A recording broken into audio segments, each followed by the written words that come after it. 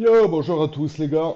Écoutez, j'espère que tout va bien pour vous. Moi en ce moment beaucoup de taf, donc pas trop le temps de jouer. Juste voilà, je voulais vous partager un petit quelque chose que j'ai remarqué sur le BNB, qui peut être intéressant.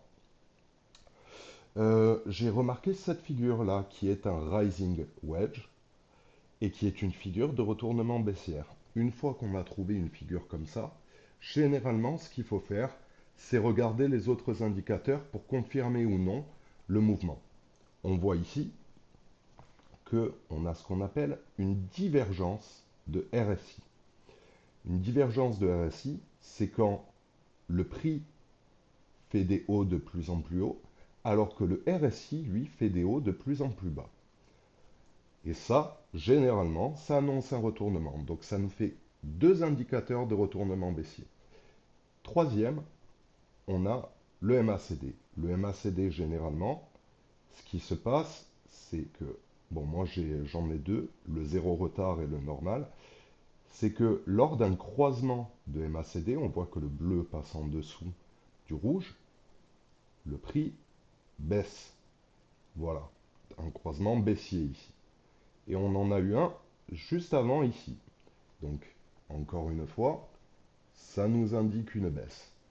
Non seulement ça, mais on voit au niveau de la bougie des volumes qu'on est vachement haut alors qu'il est que 11 heures du matin. Ce que ça veut dire, c'est qu'il y a de l'intérêt sur cette parité et que du coup, il va y avoir de nombreux échanges. On met tout ça ensemble. Figure de retournement baissière, divergence de RSI baissière, on a même une petite divergence de MACD, mais ça se traite pas trop, et MACD qui croise à la baisse, et tout ça en daily, ce qui fait que ça nous indique une baisse pour potentiellement quelques jours, là encore. Voilà. Là, on a une remontée, c'est ce qu'on appelle un pullback suite à cassure, selon moi. Donc ce serait à voir le potentiel de ce trade, c'est le bas du wedge, c'est-à-dire dans les 266 dollars. Je pense que je couperai le trade dans les 285. Voilà, pour 180 euros de gain, enfin dollars de gain.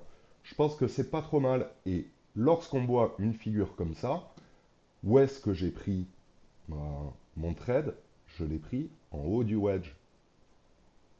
Voilà, voilà, parce que j'avais déjà cette divergence-ci, et j'avais vu que ça avait déjà dépassé au niveau prix, et qu'ici on restait quand même plus bas que l'ancien. Voilà les gars, donc si ça vous intéresse des vidéos comme ça, n'hésitez pas, dites-le moi, j'en referai d'autres.